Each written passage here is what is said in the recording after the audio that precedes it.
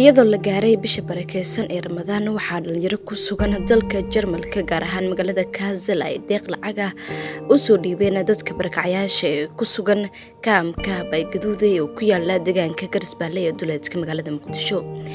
deeqdan waxaa loo soo wakiishay wariyaashiina madaxii oo jooga dalka Jarmalka ee magaalada Kassel isagoo ku wareejiyay Nuur Maxamed Cusmaan isagoo garab ka helaya asxaabtiisa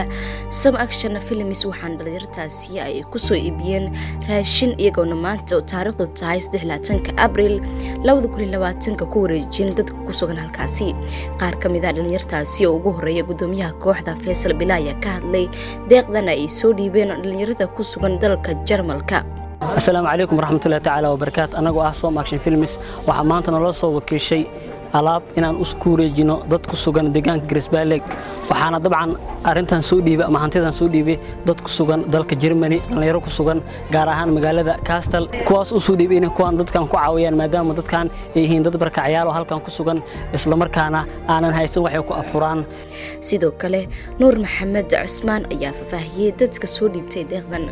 waa sidoo noo sheegay walaalkeen Faisal waxaan nahay dhalinyaro markaas oo ku nool magaalada Muqdisho oo u soo xilqaantay yani dhalinyaro degan dalka Jarmalka gaar ahaan magaalada Kassel oo u soo dhiibay cali madaxay wariye cali madaxay marka barnaamijka aan wadnaa wuxuu yahay afur walaalka oo aan yani masaakiinta markaas aan u gargaarin dad oo markaas oo kale waxaan jiro oo haysan waxay ku afuraan maanta misana yani sidaas aawadeed inaan u caawino dadkaas waxaan yani gacanta naga soo saaray deeqdan ay ka imaatay dhalinyaro ku sugan magaalada Kassel oo u soo magacaabay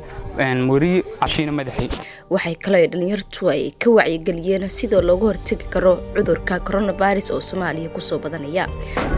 sidoo kale anagoo ka faa'iideysanayno fursadan qaaliga ah ee barakacayaasha waxaan halkan ka wacyigelin dhammaan bulshada ku nool duleedka magaalada kaamkan ee Baygaduud waxaan ka wacyigelin cudurka halista badan ee coronavirus maadaama bulshada ay aad u cudurkaas halis u yahay waxaan ka wacyigelin anagoo ka faa'iideysanayno maanta fursadan inaan ilaaliyaan nadaafadda maadaama cudurkan halis badan yahay in iska dhaqaan gacmaha ay ku dadaan nadaafadda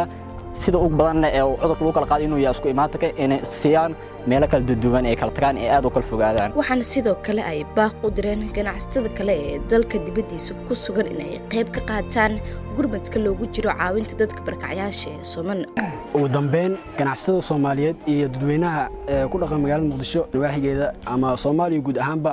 waxaan ka codsanaynaa inay gargaar hadii ay taakulan karaan walaalahooda Soomaaliyeed gargaarka u baahan inay gargaar la soo gaaraan anagoona diyaar u ah ka Some Action ahaan inaan u gudbino dadka bulshada tawaaleysan sidaan oo kale inaan ugu soo gudbino waxyaabihi ay noo soo wakiishaan marka waa maasantiin. ugu dambeyntii dadka barakacayaasha ee halkaasi ku sugan ayaa u mahadceliyay dhalinyarada reer Germany iyo wariyaashiina madaxii iyo sidoo kale Some Action Films oo deeqdan gaarsiiyay waxaana ay dalbadeen in la soo gaarsiiyo caawinaad. alxamdulillah waxaan u mahadcelinaynaa dhalinyarada gargaarka noo soo gaarsiiyay gaar ahaan dhalinyarada Germany gaar ahaan kuwa magaalada Kassel wariyaashiina madaxii magacay aaminaha jabjeelere way ba ka mahadsantiin dhalinyaradan oo Germany